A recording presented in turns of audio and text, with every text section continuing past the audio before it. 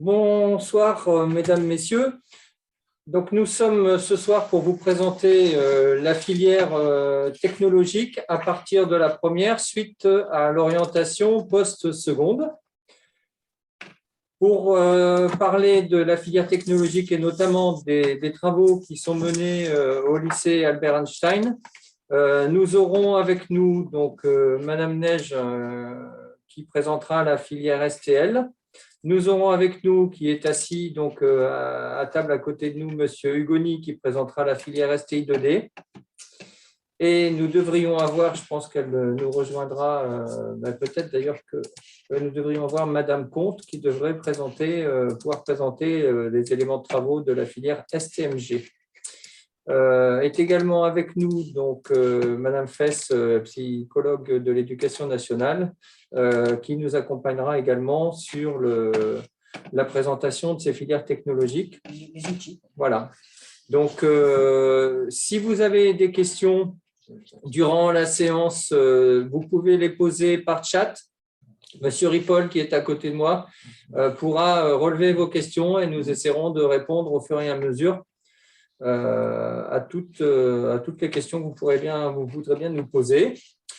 Voilà, donc je vois que les chiffres montent encore un petit peu, le nombre de spectateurs monte encore un peu. Nous sommes à 78 là actuellement, donc j'attends encore juste quelques secondes. Nous allons vous partager l'écran, donc puisque nous présenterons des diaporamas. Donc, et c'est à partir de ce diaporama que nous serons amenés à vous expliquer un petit peu la filière technologique, ce qu'on va voir.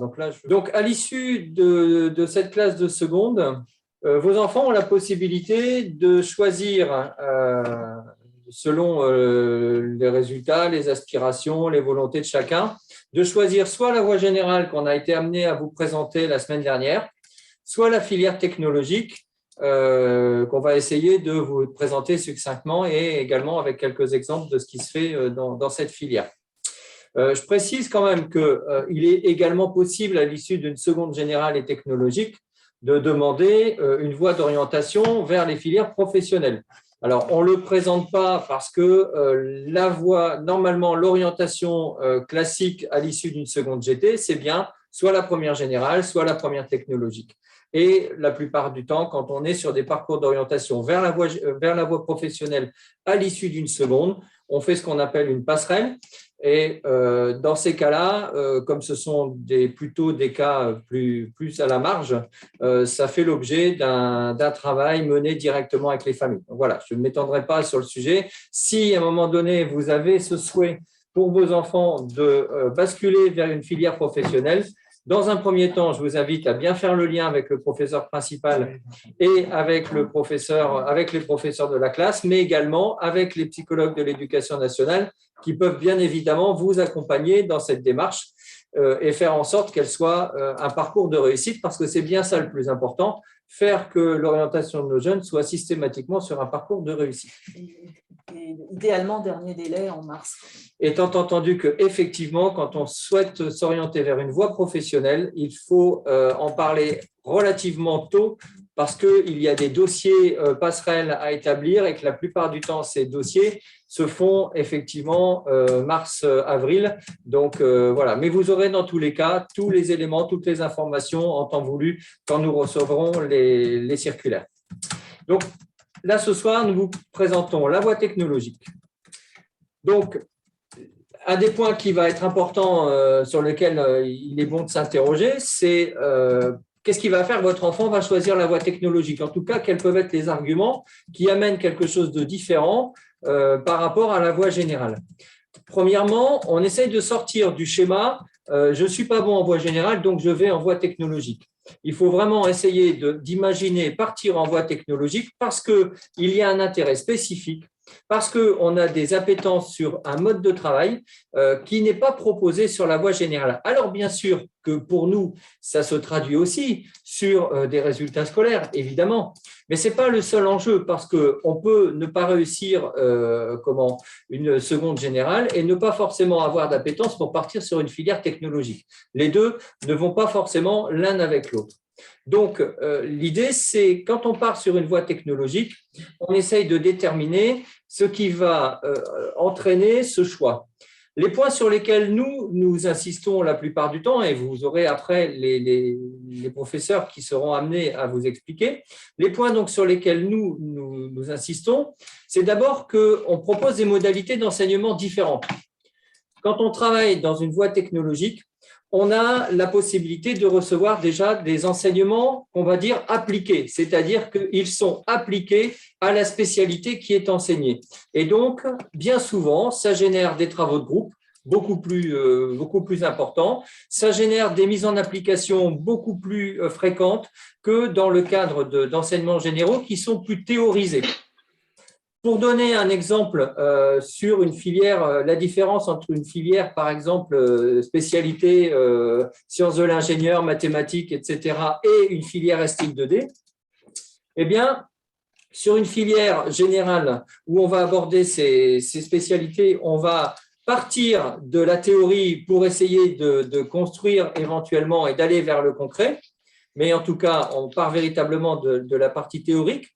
Alors que sur une filière STI 2D, l'objectif, c'est à partir d'éléments concrets, comment on arrive à construire des éléments de théorie pour revenir après sur les enseignements appliqués. La grande différence sur la voie générale et la voie technologique, elle va se situer là-dessus, ce qui va permettre à des élèves qui peut-être sont plus en difficulté dans un apprentissage purement théorique de se retrouver, de pouvoir faire un lien avec la réalité et ensuite de pouvoir théoriser davantage les enseignements qu'ils reçoivent. Donc, voilà un petit peu les éléments qui vont être travaillés dans le cadre d'une voie technologique. L'avantage, c'est qu'on est sur des nouvelles disciplines, normalement la plupart du temps, et c'est une des chances aussi qu'on propose aux élèves qui sortent de seconde GT. Pour la plupart, ils ont pu le faire éventuellement sur une option technologique en seconde, ce qu'on invite évidemment à faire la plupart du temps, mais même quand elle n'existe pas, il y a la possibilité de s'orienter sur la voie techno. Et du coup, les matières qui sont proposées, qui sont quand même l'essentiel, enfin au moins la moitié des enseignements proposés en voie technologique, ces disciplines-là, en fait, sont nouvelles pour les élèves et donc permettent, même si parfois elles demandent des prérequis spécifiques, en tout cas, elles permettent de se replonger et de se remotiver sur un enseignement. On a aussi une adaptation des exigences dans le cadre d'une filière technologique. Il est bien évident que on ne va pas avoir les mêmes exigences sur les disciplines d'enseignement général, comme l'anglais, comme le français, qu'avec une filière générale. Et si parfois on peut avoir certaines exigences identiques, on n'aborde pas les choses là aussi, les méthodes de travail peuvent être différentes. Donc, elles sont plus adaptées à des jeunes qui sont peut-être un petit peu plus en difficulté avec là aussi les enseignements théoriques. Enfin, la voie technologique, c'est une piste d'orientation intéressante, y compris pour des études supérieures, et pour orienter ces études supérieures en vue d'une réussite de ces études supérieures, y compris d'ailleurs vers des études très longues. On croit un peu trop souvent, alors c'est vrai que sur une filière technologique, on va plutôt s'orienter vers un BUT, aujourd'hui ça s'appelle comme ça, c'est-à-dire que on avait autrefois le DUT qui était sur 2 ans avec éventuellement une licence qui pouvait se faire derrière. Aujourd'hui, les parcours post-bac sont des parcours sur 3 ans. Donc, on ne va pas partir sur une licence habituelle, on va partir sur un diplôme qui s'appelle le bachelor universitaire de technologie. Voilà. Donc, on part sur ces enseignements-là. Sachant qu'on peut s'arrêter au bout des 3 ans, puisqu'on a une orientation plus technologique, donc plus proche des besoins des entreprises et plus proche des besoins justement de l'opérationnalisation, mais avec la possibilité quand même de continuer des études, y compris vers des masters, puisque aujourd'hui on a cette capacité. Enfin, sur la filière technologique, peut-être aussi tout de suite tendre le cou à un cliché. Partir en filière technologique n'empêche pas de partir vers une classe préparatoire, puisque des classes préparatoires sont spécialement prévues pour les élèves des filières des voies technologiques. qui s'appelle notamment PTSI sur la voie industrielle. Voilà. TSI, TPC et TB. Voilà. Et puis sur des classes prépa dans le domaine du commerce également qui existent. Donc, vous voyez que le champ d'orientation possible à partir d'une voie technologique, j'ai même l'habitude de dire aux parents, aujourd'hui, la palette d'orientation qui est offerte par une voie technologique est plus grande que pour les élèves qui sont en voie générale. Pourquoi? Parce qu'un élève qui est en voie technologique va pouvoir aller en BTS, ce qui est quasiment impossible aujourd'hui pour un élève de la voie générale, en tout cas qui devient beaucoup plus compliqué. Et ensuite, un élève de voie technologique peut également aller jusqu'à la classe préparatoire. Donc, vous voyez, la palette est beaucoup plus large, sachant que sur les élèves de la voie générale, le BTS est quasiment interdit. Par contre, il aura les mêmes possibilités de partir dans les autres filières, sur le BUT, sur l'université, sur les classes prépa, avec la concurrence évidemment, et puis surtout avec le fait qu'il vaut mieux avoir de bons résultats. L'orientation, on n'oublie pas que dans les voies sélectives, elle se joue sur les résultats. Donc, je dis bien dans les voies sélectives. Ça veut dire que dans tous les cas, on va être mis en concurrence avec d'autres élèves, et je pense notamment aux classes prépa, mais c'est également valable sur les DUT, enfin sur les BUT. On va être mis en concurrence avec d'autres élèves qui ont peut-être de meilleures notes, en sachant qu'il y a un nombre de places limité. Donc, il faut être attentif à ce que les notes qu'on reçoit soient soit suffisamment élevées, et si on est en difficulté dans la matière, à ce qu'on puisse prendre une voie qui permette d'avoir des notes qui vont donner la possibilité d'aller chercher des parcours qui soient des parcours ambitieux. Voilà, donc sur la voie technologique, on essaye de retenir ces éléments-là. On sort un petit peu des clichés. Ce n'est pas un élève qui ne sait pas faire part en voie techno.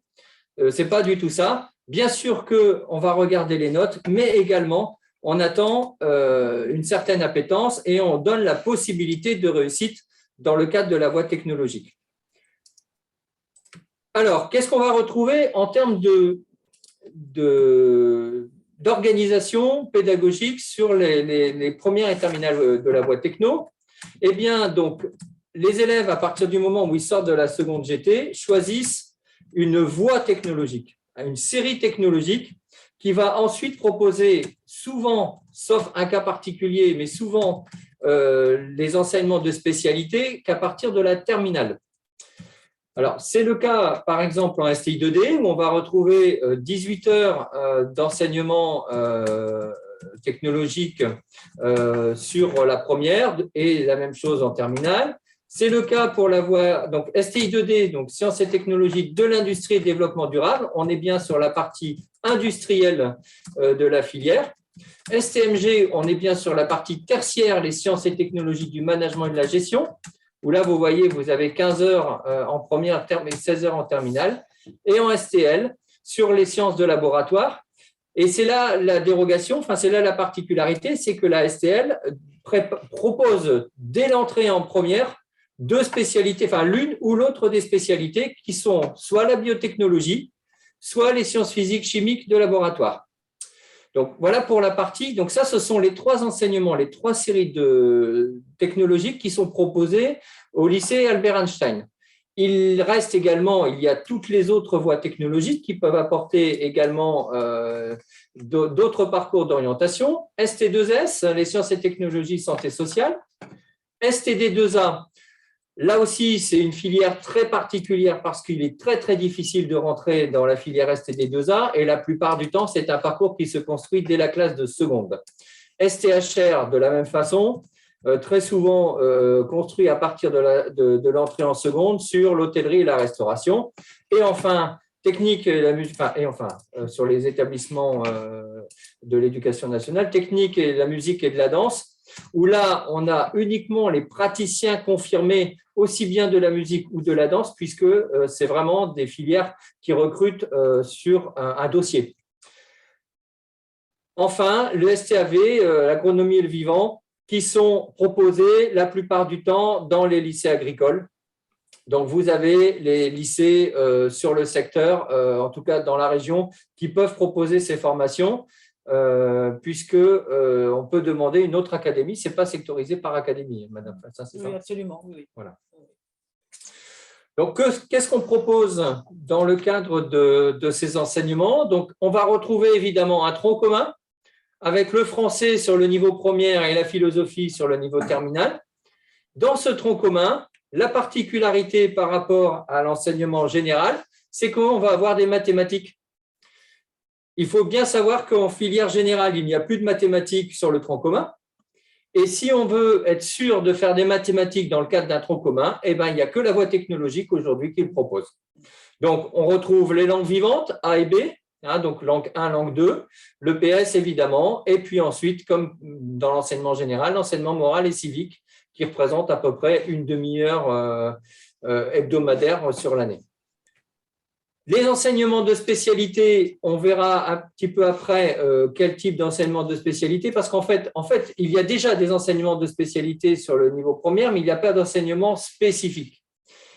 Sur les enseignements de spécialité, on va retrouver pour la filière technologique les maths, les sciences physiques, et puis, alors ça s'appelle innovation, développement durable, je crois, quelque chose. Innovation technologique, d'une part, et ingénierie et développement durable, d'autre part. Voilà. Pour STI 2D. Pour STI 2D, en sachant que c'est essentiellement des enseignements transversaux. On regarde en général l'ensemble de la filière. Vous verrez qu'en terminale, on rentre un petit peu dans quelques enseignements spécifiques. Ensuite, sur le niveau STMG, les enseignements de spécialité sont les enseignements droit, économie, on va retrouver les sciences de gestion et on va retrouver le CEJM, culture juridique et managériale, je crois. Donc, ce sont les trois enseignements sur la STMG. Et sur STL, on va retrouver, donc là pour le coup, véritablement déterminé soit les sciences physiques, chimiques de laboratoire, soit la biotechnologie. On va retrouver les mathématiques et la physique, qui sont également des enseignements de spécialité. Il me semble que ce sont les trois enseignements de spécialité de STL. Oui, en terminale, oui. Voilà. Ensuite, voilà, c'est bien la série donc de technologies qui détermine les différentes spécialités. Il est possible, là aussi, il faut y être attentif, de continuer des enseignements optionnels sur la base de 3 heures hebdomadaires en filière technologique. Alors, tous les enseignements ne sont pas ouverts aux filières technologiques. On peut retrouver en filière technologique soit les arts. Dans l'établissement, nous proposons cinéma audiovisuel, mais la musique est possible, les arts plastiques. En tout cas, voilà, tous les arts sont proposés dans les différents établissements en enseignement optionnel, et on peut avoir en enseignement optionnel également l'éducation physique et sportive. Vous notez bien qu'on ne peut pas faire de langue vivante, de troisième langue vivante, dans le cadre de l'enseignement technologique en option. Voilà un petit peu un résumé de une synthèse de ce qui peut se faire en enseignement technologique sur les différents niveaux. On va vous présenter rapidement donc, les épreuves de bac. Là, pour le coup, on retrouve des modalités qui sont identiques à la voie générale, c'est-à-dire qu'on a 60% des épreuves qui sont les épreuves terminales, 60% en tout cas, les épreuves terminales qui comptent pour 60% de la note finale, et le contrôle continu qui représente 40% de la note finale.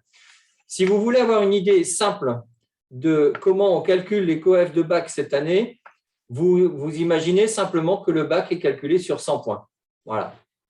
Et que donc c'est un coef 100. On va retrouver en français, en première, une épreuve anticipée, une à l'écrit, une à l'oral, qui font 5 points chacune sur les 100. En terminale, on va retrouver les 2 spécialités, une épreuve de philosophie, une épreuve orale. Et alors là, je ne veux pas dire de bêtises, puisque peut-être que je vais les retrouver après. Oui, on y reviendra, je crois, sur les diapositives après, parce que ça ne me revient pas à l'esprit. Donc, les épreuves organisées sur de la même façon qu'elles l'étaient sur les anciennes voies technologiques. Et à la fin, donc le contrôle continu, 40% de la note finale. Nous retrouvons les 8% qui correspondent à l'enseignement de spécialité qui était uniquement suivi en classe de première, 2% qui sont sur l'enseignement moral et civique, c'est 1% sur l'année de première, 1% sur l'année de terminale. Et enfin, les 30%, ce sont les moyennes de l'élève au cours du cycle terminal. Donc, on va prendre les 6 trimestres, en fait, et la moyenne de chaque trimestre va apporter les 30 points sur 100 points du bac technologique qui est proposé. Donc, on retient un coefficient, hein, c'est surtout ça qui est important, et les différents éléments de coefficients qui sont proposés sur les matières et le tronc commun. Il existe évidemment des épreuves de rattrapage. Si un jeune a entre 8 et 10 au bac, il a la possibilité de passer les épreuves de rattrapage qui vont se faire sur les épreuves orales. Ce sont des épreuves orales qui vont se faire sur le français, la philo ou sur l'enseignement de spécialité. Une petite idée de ce que ça représente. Donc, vous voyez des enseignements de spécialité avec un coef 16. La philosophie, avec un coef 8 en enseignement général et un coef 4 sur l'enseignement technologique. Le grand oral qui a un coef 14, donc le grand oral qui est davantage autour d'un projet sur les filières technologiques. Il faut avoir ça à l'esprit. Ce n'est pas simplement un oral qu'on va passer. Non, ça se prépare aussi toute l'année. C'est un projet qui est préparé au niveau qui est préparé et qui est passé en terminale, donc qui va apporter, lui, 14 points par rapport, ce qui est une différence par rapport à l'enseignement général. Le coef 6 de l'EPS, mais vous voyez, le coef 6, c'est pour toutes les disciplines du tronc commun, pour représenter ces 30% plus les 8% de l'enseignement de spécialité et les épreuves de français anticipé. Donc voilà, vous avez la présentation sur ce petit diagramme de ce que représente la répartition de la note au bac. La règle, c'est ça, on est sur un coef 100 et on va donc faire le total de toutes ces notes et on va diviser par 100. Évidemment, chez nous, on aime bien faire des saufs, de mettre des principes dérogatoires. La petite dérogation, c'est que si votre enfant a un enseignement optionnel, eh bien, on va rajouter les notes de l'option sur chaque niveau. Donc, coef 2 en première, coef 2 s'il suit aussi en terminale, ce qui peut faire un coef 4 sur l'enseignement optionnel. Donc, on rajoute les points, on rajoute en tout cas les notes entièrement et au lieu de diviser par 100, on va diviser par 102 s'il avait l'option qu'en première, et par 104 s'il avait l'option en première et en terminale. C'est important de le noter parce que la grande différence avec les options qui existaient autrefois, on prenait uniquement les points qui étaient au-dessus de 10 et on les ajoutait sans enlever le coefficient sur les notes du bac. Aujourd'hui, toute la note compte, c'est-à-dire qu'un jeune qui fait un enseignement optionnel, s'il a 14 sur 20, ça lui rapporte des points, mais s'il a 8 sur 20, ça lui enlève des points. Ensuite, on va penser qu'on va avoir 14 sur 20, donc sur un coef 4 par exemple, mais que c'est 14 sur 20, ça va être intégré à la note totale, mais divisé non pas par 100, mais par 104. C'est important de le dire parce que si les notes ne sont pas très élevées sur l'enseignement optionnel, ça veut dire que ça peut plus enlever de points que d'en donner, selon le cas. En tout cas, c'est vrai, d'autant plus vrai sur l'enseignement général. Donc voilà, il faut juste penser ça. C'est toujours intéressant et c'est d'autant plus important aujourd'hui de continuer les enseignements optionnels parce que pendant un temps sur la réforme, ils avaient complètement disparu du bac. Là, ils ont été réintégrés dans le cadre de la répartition de la note. Simplement, ils ont été intégrés de façon un peu différente. Alors maintenant, ce n'est pas très difficile en règle générale d'avoir des bonnes notes sur les enseignements optionnels, puisque ce sont des choses déjà qui font plaisir. Ensuite, on attend un certain nombre de choses des jeunes, surtout l'investissement. C'est surtout la partie la plus importante. Alors, comment on va choisir de partir sur la filière technologique, même si c'est écrit voie générale au-dessus, d'accord ? on va réfléchir donc de la même façon qu'un élève et c'est pour ça qu'il y a cette similitude, de la même façon qu'un élève qui part en voie générale, on va bien regarder d'abord sur les envies sur le projet. Choisir une voie technologique, c'est aussi choisir un projet, c'est aussi choisir un projet d'orientation, c'est aussi choisir un mode d'enseignement. Et ensuite, on regarde quand même les résultats, parce que au regard des résultats, en tout cas, les résultats vont permettre de définir entre la voie générale et la voie technologique, mais ça ne peut pas être le seul élément. Enfin, ce n'est pas parce qu'on part sur une voie technologique qu'on va être sur une voie de garage, donc on regarde tout de suite les poursuites d'études possibles et surtout, peut-être sur la voie technologique, quels sont les moyens de continuer ces études alors même qu'on a pensé qu'on était sur une voie techno et que peut-être ce serait davantage fermé que sur une voie générale. Et c'est là qu'on est surpris. C'est là qu'on est surpris et qu'on constate finalement qu'il y a énormément de possibilités de partir sur des orientations post-bac très intéressantes à l'issue de filières technologiques. Il y a énormément de BUT, de spécialités de BUT, même quand on est dans l'Indus. On pourrait vous citer 10 à 15 BUT différents facilement qui amènent des choses très différentes, aussi bien sur l'informatique, sur la mécanique, voilà. Il y a vraiment énormément de possibilités de la même façon sur STL et sur STMG. Et les études vétérinaires en rajoutant même un an. Voilà, exactement. Donc, ça, c'est pas peu connu. Voilà. Ce qu'il faut bien penser, c'est ça. Hein. On travaille sur une démarche et à chaque fois, on travaille sur quelle est ma démarche d'orientation. Donc, voilà, je sais où je veux aller, je questionne les attendus de la filière envisagée, c'est-à-dire que je regarde, même comme pour une filière générale, je regarde tout de suite ce qu'on va attendre de moi sur le post-bac. Quels sont les attendus? Qu'est-ce qu'on attend de moi pour partir dans telle discipline? Et pour regarder, on va sur Parcoursup. Et on regarde effectivement sur Parcoursup, puisque Parcoursup propose tous les attendus de toutes les structures d'enseignement supérieur. Et cela toute l'année, toutes les années même. Je regarde les spécificités possibles qui vont être les plus adaptées à ma situation. Et du coup, je choisis à ce moment-là la filière qui m'intéresse, la filière technologique qui m'intéresse. Et si j'ai un peu de mal, eh bien, je commence à regarder la voie technologique, quels sont les programmes, quels sont les attendus des filières. J'essaie d'aller regarder un peu plus les domaines d'activité. Je précise que pour les élèves qui voudraient partir en voie technologique, nous proposons au sein de l'établissement des temps d'immersion. Un élève qui s'interroge sur une première générale ou une première technologique peut tout à fait demander à aller pendant une journée, une demi-journée, aller voir un peu à la découverte des filières technologiques sur STL, sur STI2D ou sur STMG, les trois possibilités. Et un élève qui voudrait faire une immersion dans une autre filière technologique, dans un autre établissement, on organise également ce type d'immersion qui est tout à fait encouragé. Voilà, quand j'ai choisi les domaines d'activité, je m'assure évidemment que les formations et que les métiers qui sont proposés dans le cadre de cette filière me plaisent à la suite. Donc ça, évidemment, on continue ce travail de partir vers le post-bac derrière. Voilà, voilà, vous pouvez vous consulter ces différents sites. L'ONICEP, évidemment, seconde première 2020-2021. Le site Parcoursup n'est pas seulement un site sur lequel on va s'inscrire pour l'université, enfin pour le post-bac.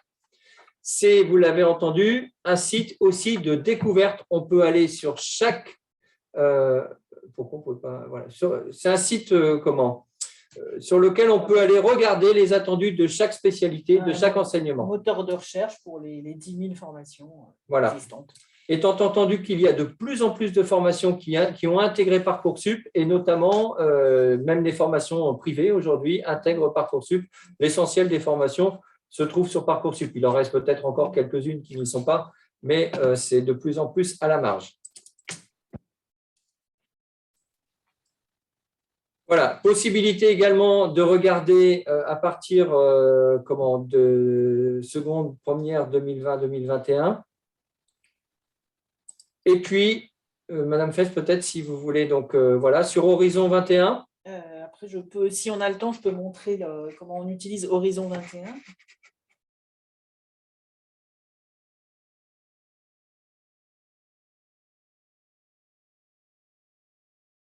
Voilà, vous voyez sur votre écran le site Horizon 2021.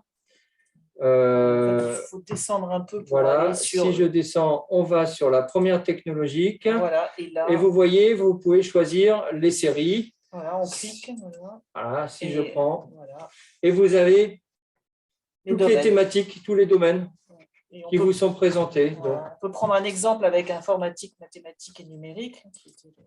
Voilà, et on voit, comme d'habitude, les formations et les métiers, les univers de métiers. voilà. Donc, ce site est très intéressant pour essayer de creuser un petit peu sur la possibilité derrière des différents métiers. Maintenant, dites à vos enfants d'être à l'aise. Hein. Un parcours linéaire, il y en a très peu finalement.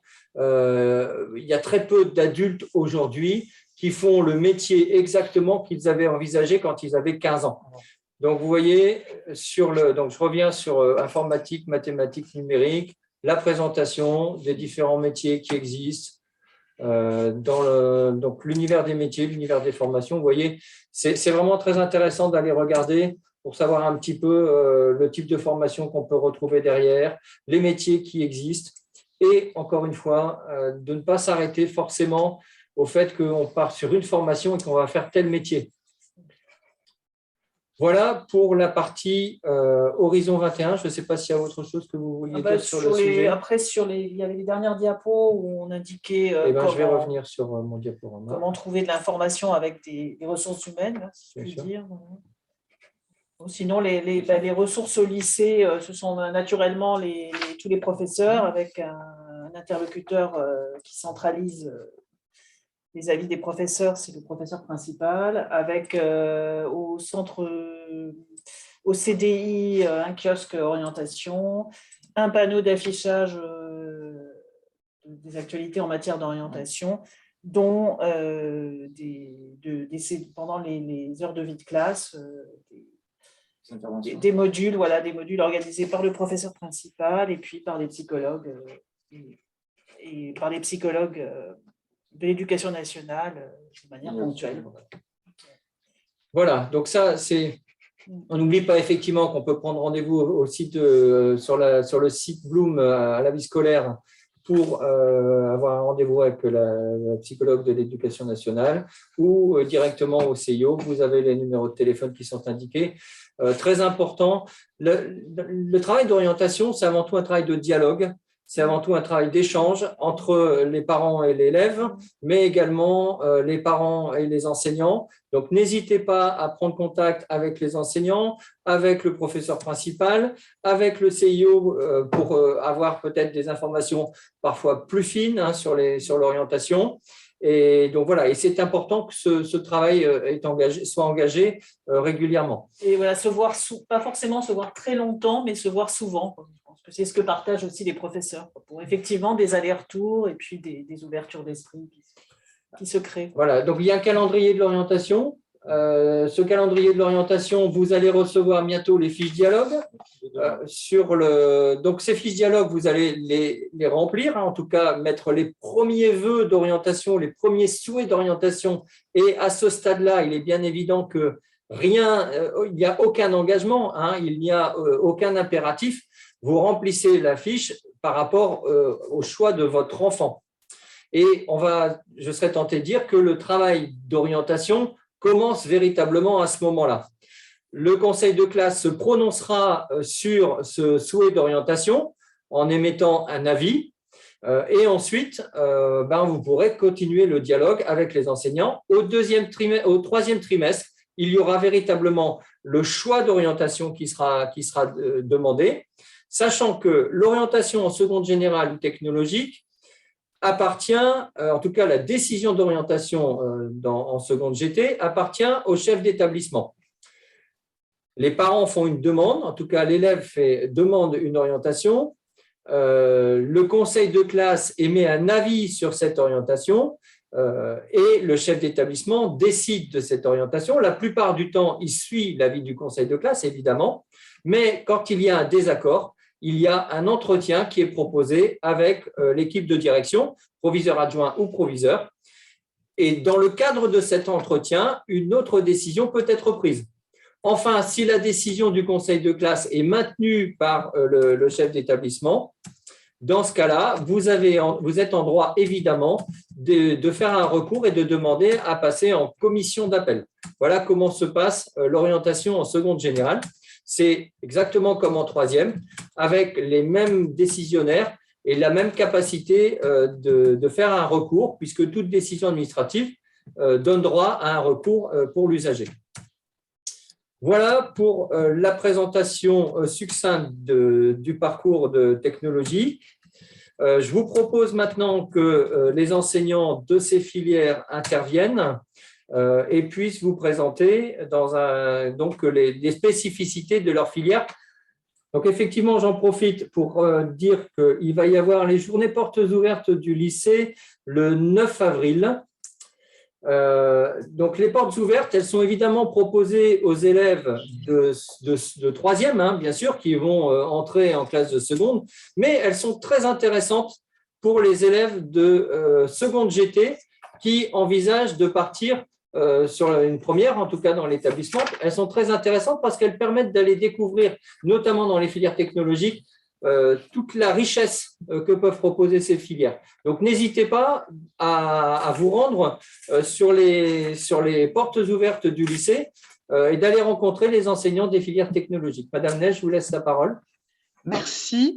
Donc, je suis Madame Neige, j'interviens donc en terminale STL dans les deux filières, donc la filière biotechnologie et la filière sciences physiques et chimie des laboratoires, puisque j'enseigne en physique-chimie, qui est une des spécialités, physique, chimie, mathématiques, et j'enseigne également donc là uniquement à SPCL dans la filière chimie et développement durable. Donc, je vais vous présenter la filière STL dans sa globalité, c'est-à-dire les deux spécificités BTK et SPCL. C'est une série technologique dite scientifique et on tient beaucoup à ce terme-là, scientifique.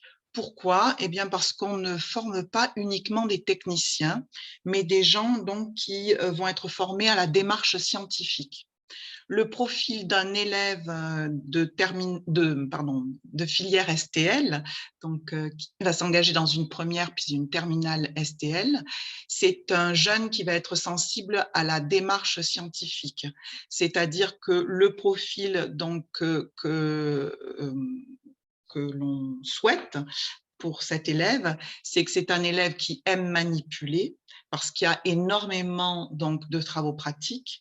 C'est un élève qui aime les sciences, bien évidemment, qui a envie de réussir, qui est motivé. Et ça, quelles que soient les notes, comme l'a dit M. Feutry, quelles que soient les notes qu'il avait en seconde, ce qui nous intéresse, c'est la motivation. Bon, si ce n'était pas très, très bon en mathématiques, s'il est plus doué en physique, chimie qu'en SVT ou le contraire, ce qui nous intéresse, c'est que ce soit un élève qui soit motivé. Et surtout un élève qui a besoin d'un support expérimental, c'est-à-dire qu'il va acquérir les notions à partir donc d'un travail concret, d'un travail expérimental, voilà, qui vont l'amener donc à assimiler les notions. Et ce sont des élèves aussi qui ont besoin de plus de temps. Donc, l'assimilation donc, est peut-être favorisée par une démarche expérimentale, voilà, que s'ils devaient donc assimiler uniquement des notions théoriques. Dans les compétences, puisque les élèves donc de terminale de STL, pardon, de terminale de première, donc les élèves de STL sont évalués par compétences, aussi bien donc à l'écrit que en sciences expérimentales et puis à l'oral. Eh bien, on souhaite donc que les élèves acquièrent des connaissances donc en lien donc avec les programmes, évidemment. On souhaite que ces élèves fassent preuve de rigueur scientifique, hein, donc qu'ils soient soigneux et méticuleux, capables donc d'observer des consignes liées à la sécurité, hein, respect des protocoles, et qui soient aussi capables de travailler en équipe, Ça, c'est très important. D'être autonome, de faire preuve de créativité et également donc de vouloir acquérir les méthodes de résolution qui sont les méthodes de travail. Alors, le proviseur en a parlé, je passe assez vite là-dessus, mais c'est quand même intéressant parce que ça va donc introduire la nécessité de la démarche de projet et comment on travaille donc en sciences et techniques de laboratoire. C'est un enseignement à effectif réduit. Vous voyez, là, 17 heures d'enseignement à effectif réduit. L'enseignement à effectif réduit et surtout donc en travaux pratiques. Il y a des travaux dirigés aussi, mais c'est quand même un enseignement expérimental qui est privilégié et une démarche pédagogique donc de projet qui va favoriser l'apprentissage du travail collectif et développer l'autonomie. Alors, bon, le dernier point, voilà, c'est un point qui est important pour nous, mais qui a été un peu malmené ces 2 dernières années. C'est l'ouverture vers l'extérieur. Donc, les élèves assistent à des conférences, sont en visite donc, sur des lieux, en particulier donc, au CEA. Donc, il y a des liens avec les industriels et les chercheurs. Et ça, c'est très important parce qu'ils peuvent appuyer leurs projets, puisqu'ils ont un projet donc à mener à bien tout au long de l'année de terminale sur des échanges avec des chercheurs et des industriels. Alors, la démarche de projet, qu'est-ce que c'est? Les élèves de... Pardon? Allez-y, allez-y. Les élèves de terminale donc, ont un projet à réaliser par groupe. Ils fonctionnent par affinité, donc c'est eux qui choisissent leurs camarades. Et ce projet, donc, il sera à présenter sous la forme de 2 questions au grand oral, donc qui est une épreuve l'épreuve terminale de baccalauréat, qui est coefficient 14 en ce qui concerne la filière technologique. Donc, c'est quelque chose de très, très important. La démarche pédagogique de projet, elle va donc s'appuyer sur les enseignements qui sont dispensés donc en sciences, voilà, qui vont aider l'élève à mener à bien son projet. Donc, par exemple, là, j'ai choisi le thème d'un groupe d'élèves qui a fonctionné de façon un peu, voilà, qui a eu des difficultés à fonctionner au départ, puisque leur projet, c'était la fabrication d'une crème solaire. Et ça, ce n'est pas une démarche scientifique. Donc, la fabrication d'une crème solaire, ça peut entrer dans le processus d'une démarche de projet, mais ça ne peut pas s'arrêter là. Ce qui est intéressant dans la fabrication de la crème solaire, c'est de savoir comment on peut l'utiliser ensuite. Est-ce qu'on peut améliorer ses performances? Est-ce qu'on peut évaluer ses performances, c'est-à-dire l'analyser? Donc, c'est vers ça que l'on se dirige et donc on accompagne les élèves pour qu'ils puissent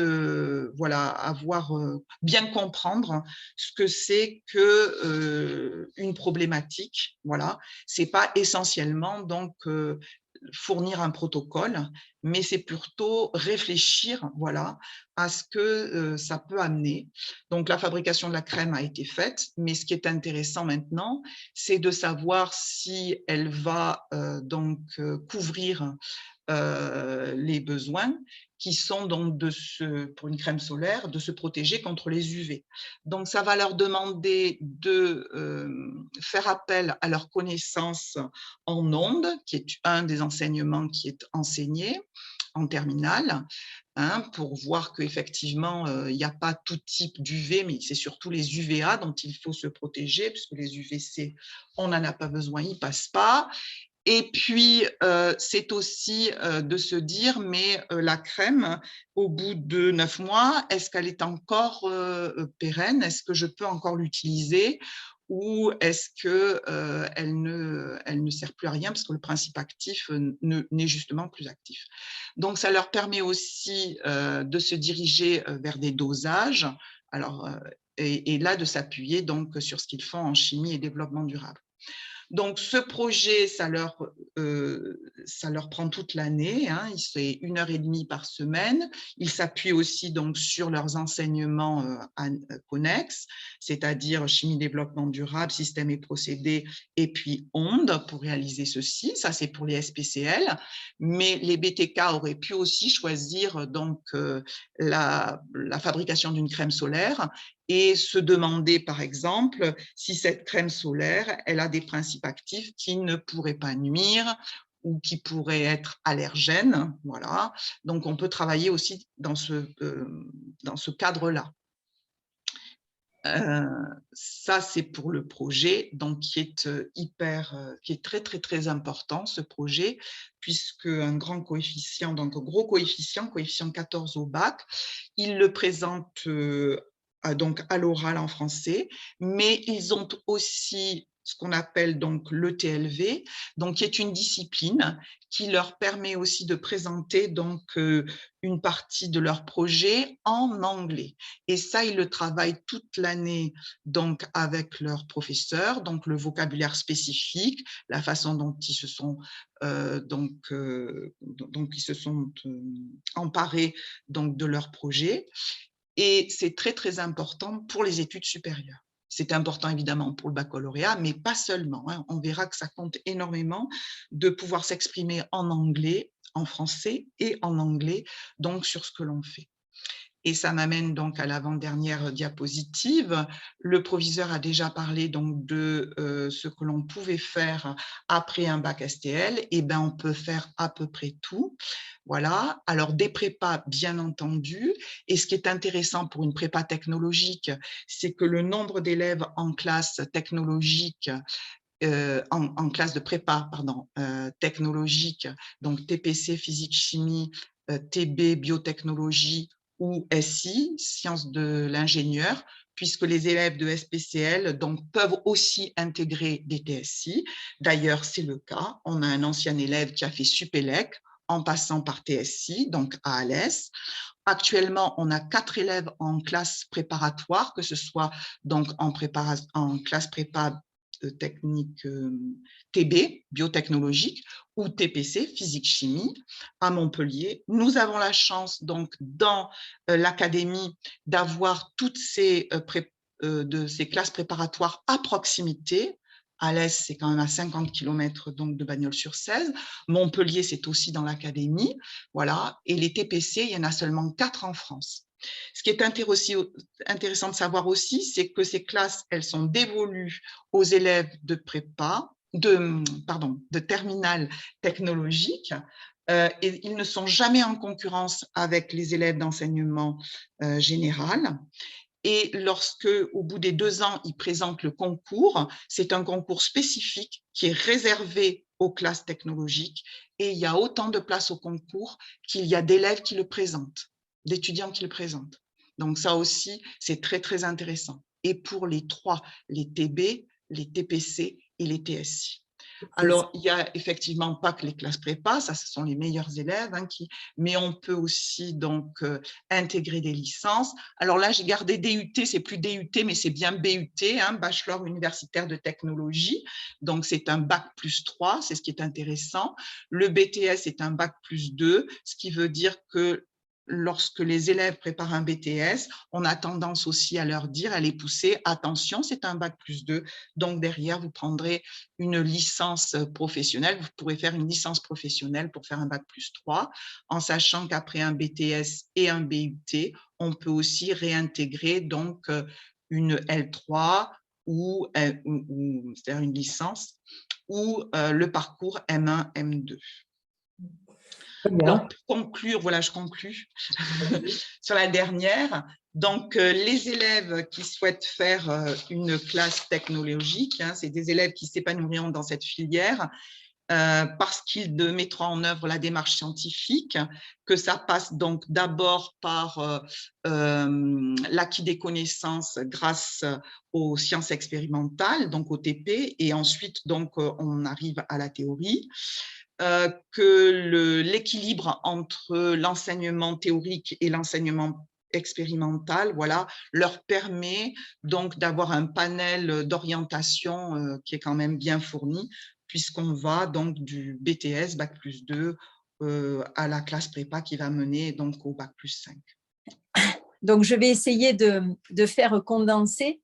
Voilà, donc, alors pour la filière STMG, donc sciences et technologies du management et de la gestion. Alors, donc, c'est une filière, alors je peux peut-être commencer à présenter ses particularités. C'est vrai que nos élèves vont découvrir de nouvelles matières, telles que l'économie, le droit et le management. Voilà, ce sont des matières qui ont l'avantage, comme elles sont nouvelles pour les élèves, ils partent tous sur un même pied d'égalité. Voilà, donc des élèves, des fois, qui ont certaines difficultés dans des matières générales, là, ben, voilà, on part à zéro, et donc ça permet à tout le monde d'être au même niveau. Alors, on va peut-être passer à la diapo suivante. Après, je donnerai les spécificités au fur et à mesure, si c'est possible. Je vous remercie. Voilà. Donc, bon, ça, c'est en classe de seconde. Donc, on n'est pas obligé d'avoir suivi l'option management et gestion, bien sûr, pour pouvoir rentrer en classe de première. Ça, c'est une découverte que des élèves peuvent faire en seconde, mais ça ne pose aucun problème si l'élève ne l'a pas suivi pour suivre après en première. Voilà, donc on peut passer peut-être du coup à la diapositive numéro 5, où on va commencer vraiment à parler des options que les élèves vont suivre en classe de première. Donc, il y a 3 options. Voilà, je vous remercie. Alors, il y a la science de gestion et du numérique. Donc, dans cette matière-là, les élèves vont découvrir les spécificités qu'ils pourront choisir en terminale. C'est-à-dire qu'on va faire un petit peu de gestion finance, on va faire un petit peu de mercatique et de ressources humaines. Donc, ça leur permettra en classe de première de savoir pour quelle matière ils vont avoir une appétence particulière. Ensuite, donc c'est à raison de 7 heures par semaine pour les élèves, sachant que les élèves vont travailler aussi en groupe.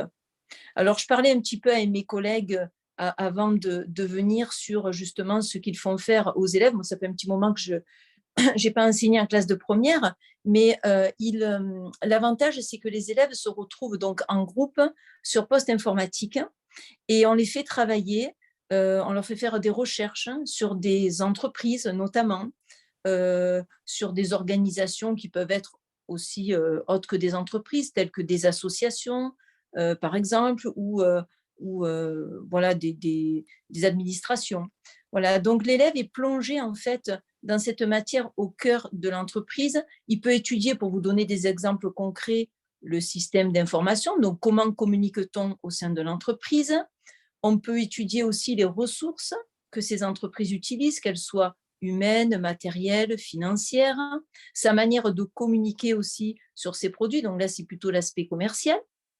Mais ils vont être amenés également à comprendre tout au moins avoir l'utilité de tenir dans ces entreprises la comptabilité. Donc, alors c'est sûr que comme là pour l'instant, ils ne choisissent pas encore une spécificité particulière, on leur montre voilà, ce qu'est un compte de résultats, un bilan, comment on les analyse, à quoi ça sert, dans la prise de décision notamment.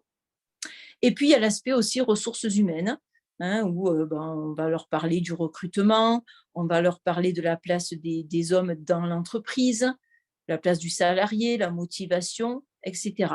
Donc, c'est un programme qui est assez riche et voilà, qui permet aux élèves en fait de voir vers quelle spécialité ils ont envie de se tourner.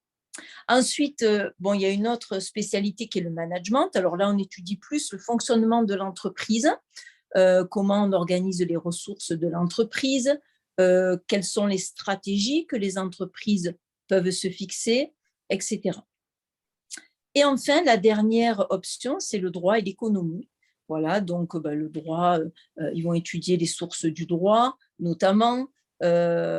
En terminale, on va voir, parce que c'est la continuité, cette option-là, ils vont la garder en terminale, le droit et l'économie.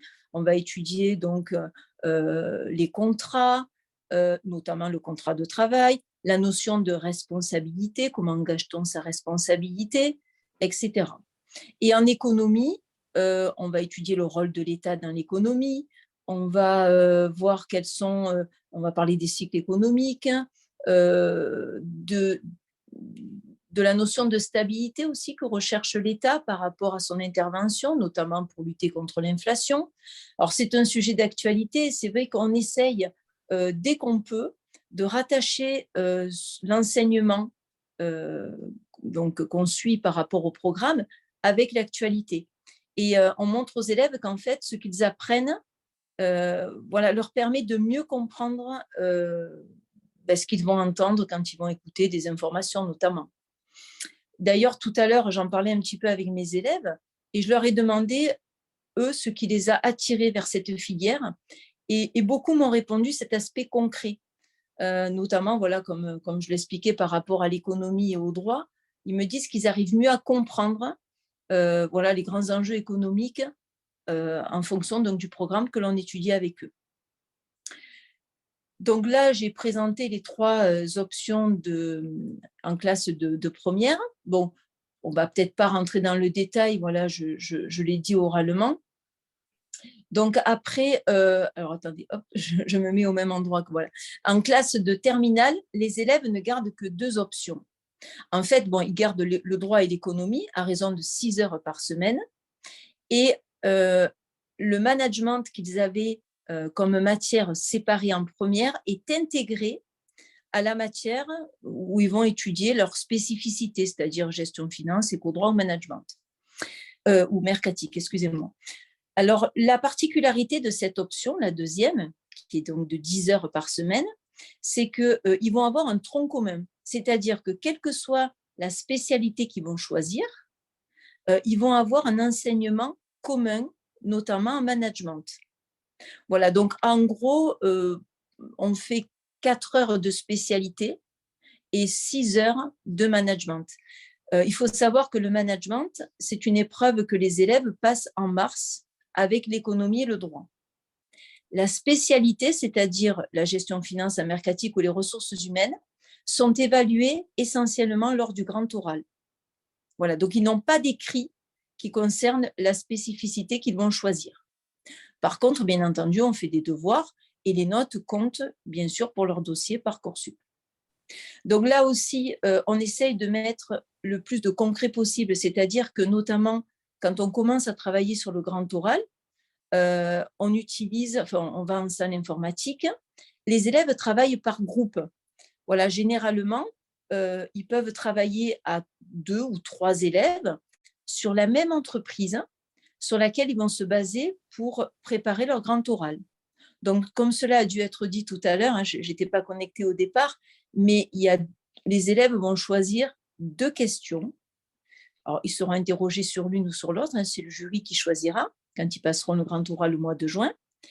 Et ils seront obligés d'en prendre une en spécialité, donc en gestion finance, mercatique ou en ressources humaines, et une autre en économie, en droit ou en management. Voilà. Donc, c'est pour ça que nous, en STMG, on les place dans un contexte. Alors, soit ils choisissent une entreprise dans laquelle ils ont un contact, ça peut être un parent, quelqu'un de leur famille ou un ami qui y travaille, et s'ils peuvent, c'est très bien. Voilà, ils vont choisir leur entreprise, ils vont s'investir, ils vont faire des recherches documentaires.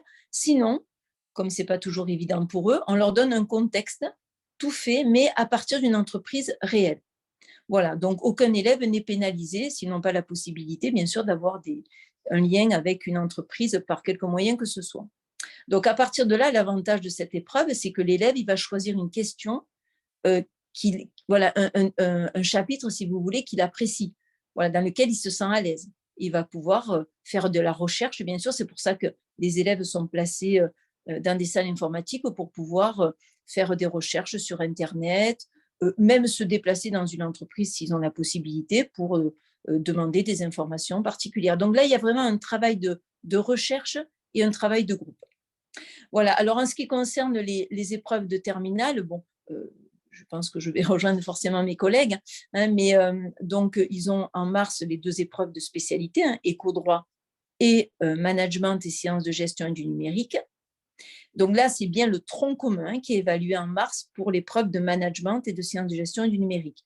Et après, pour l'autre épreuve qui passe, ce sera le grand oral à la fin du mois de juin. Voilà. Et bon, après, je passe pour les matières générales et la philosophie. Voilà, c'est une matière que tous les élèves vont passer en même temps, mi-juin. Ensuite, peut-être que je peux parler de la poursuite d'études parce que ça, c'est aussi un projet qu'on doit avoir en tête quand on choisit son orientation. Alors, c'est vrai qu'avec un bac STMG, alors on a plusieurs types de poursuites, donc un BTS, je ne vais pas tous les citer, mais alors ceux qui font de la gestion finance peuvent éventuellement faire un BTS gestion finance, mais ils peuvent aussi choisir un BTS banque, assurance. On n'est pas obligé en fait de choisir un BTS qui a un lien direct avec sa filière. C'est-à-dire que par exemple, un élève qui aura fait gestion finance pourra très bien choisir un BTS MCO, c'est-à-dire un BTS qui les prépare au métier du commerce. Il peut très bien choisir un BTS dans la profession immobilière. Voilà, donc il y a des passerelles. Ce n'est pas parce qu'on va choisir une spécialité qu'on va devoir rester dans cette spécialité. Donc, il y a énormément de BTS qui sont proposés. Après, il y a les BUT. Donc, comme ma collègue l'a expliqué, ça se fait en 3 ans. Là aussi, on a le BUT gestion des entreprises et des administrations. On a un BUT carrière juridique. Voilà, on a dans la logistique également, on a des élèves qui s'orientent des fois dans ce type de poursuite d'études, mais aussi de techniques de commercialisation. Voilà, donc nos élèves ont accès au BUT. Bon, évidemment, s'ils ont un dossier, il faut avoir un dossier correct, mais voilà, pas besoin non plus d'avoir 16 de moyenne générale. On peut passer si… Voilà. Alors, la filière de l'expertise comptable, c'est une filière un petit peu particulière. Donc, ça s'adresse surtout à nos élèves qui suivent la spécialité gestion de finance. Alors, il faut savoir que bon, quand on s'oriente vers cette filière, on n'est pas obligé de faire 8 ans d'études. On peut s'arrêter avant, c'est-à-dire qu'on peut s'arrêter au bout de 3 ans en ayant un diplôme de comptabilité de gestion. Voilà, donc là, on a la licence, c'est comme une licence, niveau licence. Certains vont poursuivre 2 ans de plus, donc là, ils ont le niveau master, c'est le diplôme supérieur de comptabilité et de gestion. Et puis, des élèves qui se plaisent dans cette filière et qui vont enchaîner avec le diplôme d'expert comptable. Donc là, ils font 3 ans en cabinet d'expertise comptable et ils préparent le diplôme d'expert comptable. Alors, il faut savoir qu'on a des élèves, récemment, une maman me disait que une élève qui était passée justement, qui avait suivi sa formation, la filière STMG à Bagnoles, était aujourd'hui expert comptable. Voilà, donc c'est sûr que c'est de l'investissement, c'est du travail, mais nos élèves réussissent dans cette filière-là. Voilà, s'ils ont le profil et qu'ils ont envie, bien entendu. Voilà. Après, bon, il y a les classes préparatoires aussi. À Montpellier, le lycée Jules Guesde, qui a une classe dédiée donc, pour nos élèves qui sortent de STMG. Donc là, c'est pareil, voilà, classe préparatoire, on sait qu'on va s'investir pendant 2 ans et pour préparer un concours de grandes écoles. Donc, on a des élèves aussi qui le demandent. Bon, après, là, voilà, c'est particulier. Voilà, c'est un investissement à 100% pendant 2 ans. Mais nos élèves, voilà, peuvent l'intégrer sans problème.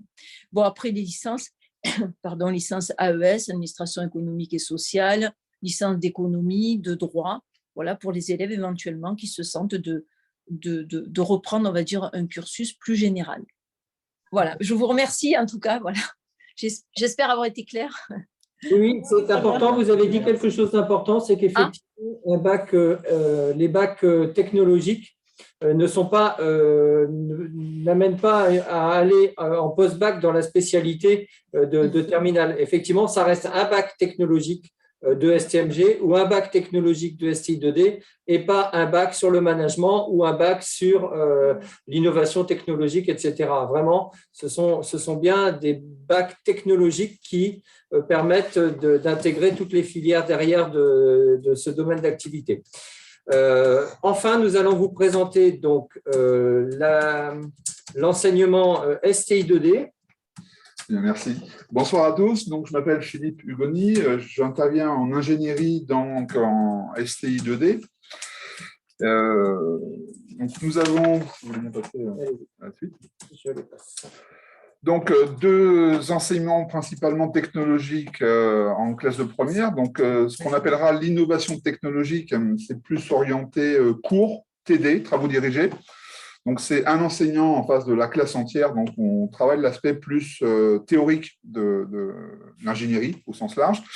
Et ensuite, on a des travaux pratiques donc, qui prennent le nom ingénierie et développement durable. Donc, vous voyez 8 heures où, en fait, nous sommes en classe entière.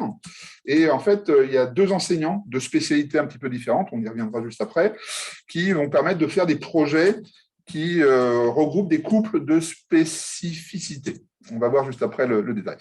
Et comme dans tous les bacs techno, nous avons un enseignement technologique en LV1, donc qui est l'anglais à Bagnols-sur-Cèze.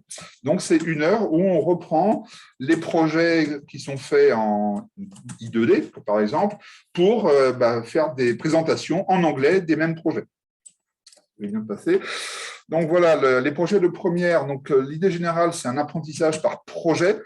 Comme on l'a dit déjà, on part de la partie un peu plus pratique pour remonter vers la théorie avant de redescendre en conceptualisant. Donc, l'idée, c'est de motiver les élèves par du concret. Donc, c'est un travail par équipe entre 3 et 5 élèves. Donc, j'insiste bien sur équipe, non pas par groupe. On n'a pas un troupeau en face de nous. On a des élèves qui apprennent à travailler ensemble. Et donc, l'idée, c'est de développer en termes de conception leur créativité et de réaliser quelque chose de pratique, quelque chose qui va aboutir. Même si ça reste virtuel, ça sera quand même une réalisation concrète. Et donc, l'idée, c'est de permettre de découvrir en première ces différentes matières, spécificités, et de l'approfondir, d'en choisir une qui sera approfondie, qui deviendra une spécificité de terminale. Merci. Donc, voilà un exemple de premier projet qui va être abordé à peu près pendant les périodes entre 2 vacances. Donc, un projet de véhicule solaire donc, qui regroupe un petit peu le couple matière, bien sûr, et énergie. Là, l'idée, vous voyez des panneaux solaires sur le toit des engins conçus par des élèves des années précédentes. Donc, l'idée, c'est de concevoir un objet mobile, donc un véhicule qui va fonctionner avec l'énergie solaire. Donc là, les élèves utilisent donc en équipe un logiciel qui s'appelle SolidWorks qui permet de modéliser des pièces en 3 dimensions. On modélise également, vous voyez, le panneau solaire et donc on met tout ça ensemble pour réaliser les liaisons entre pièces et alimenter le véhicule en énergie, donc à partir de l'énergie solaire. Donc, ça reprend un petit peu la partie un peu plus mécanique et énergie électrique, bien sûr, dans ce cas-là. Ensuite, un deuxième projet, toujours un peu de la matière, comme vous voyez, mais cette fois-ci, ce sera plus de l'information, ce qu'on appellera le SIN, on verra un petit peu plus loin.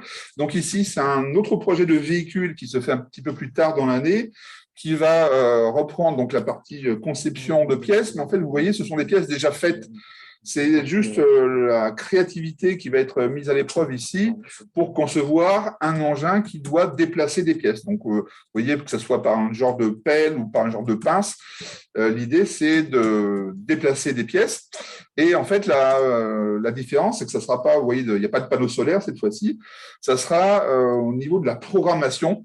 Donc, ça sera ratiocommandé, donc à distance, donc commandé à distance par une télécommande, pour déplacer le mobile et faire déplacer des pièces comme le cahier des charges le stipule.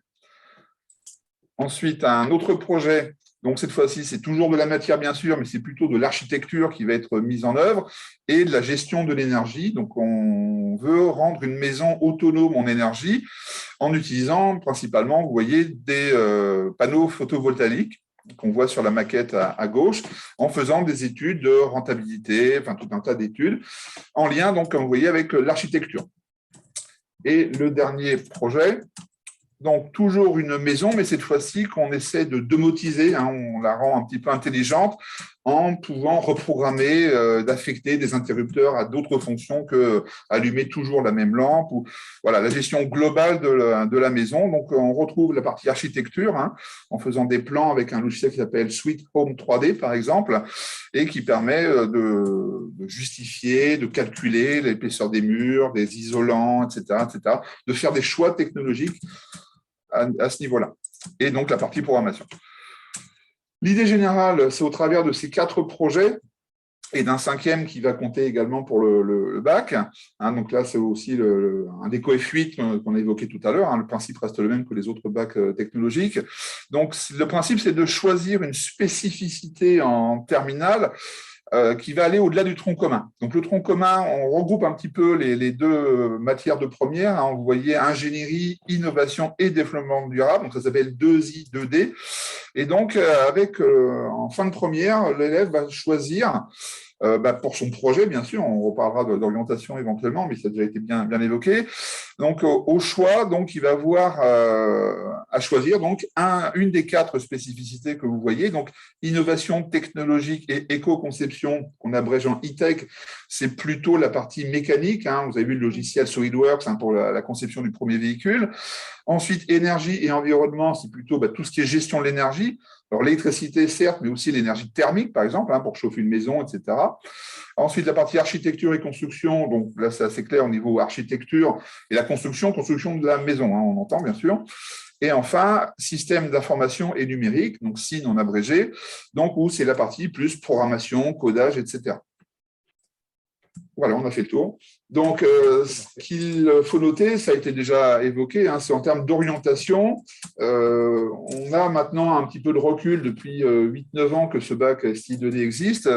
Moi, j'ai des anciens élèves qui sont maintenant ingénieurs, d'autres qui sont en voie de formation pour être architectes. Donc, c'est vraiment une formation qui offre une passerelle un petit peu différente du bac général, effectivement, et qui permet de faire tout de suite des choses intéressantes en termes pratiques, même si ça permet ensuite, dans un deuxième temps, de remonter à la théorie pour ensuite envisager les études supérieures. Merci de votre attention. Merci beaucoup. Donc, voilà, nous terminons. Je reprends peut-être un point important. Donc, vous l'avez entendu de la part de M. Hugoni, mais effectivement, dans toutes les filières technologiques, il y a bien cet enseignement de langue vivante en technologie qui est en fait un enseignement qui est proposé par 2 enseignants en même temps, c'est du co-enseignement. Donc, ce sont 2 enseignants en même temps dans la salle. Il y a un enseignant de langue et un enseignant de la filière techno qui travaillent ensemble pour préparer ces séquences et font en sorte, justement, là encore, on applique l'usage de la langue à la spécialité. Voilà, donc, globalement, vous avez eu, j'espère, une présentation des filières technologiques proposées dans l'établissement. N'hésitez pas à vous rendre aux journées portes ouvertes quand vous le souhaiterez, donc le 9 avril de 9h à midi. Les professeurs seront ravis de vous accueillir. Alors, c'est vrai qu'on le dit maintenant, on espère que tout ça se fera bien en présentiel, mais on n'a plus de certitude ces temps-ci. Voilà. Ceci dit, on espère bien qu'en avril, on sera en capacité de vous accueillir sur le site du lycée. Je le redis, les filières technologiques, vous l'avez largement entendu, sont des filières de réussite. Il n'est pas rare que nous ayons des jeunes, des ingénieurs, des experts comptables, vous l'avez entendu, des chimistes de très bon niveau,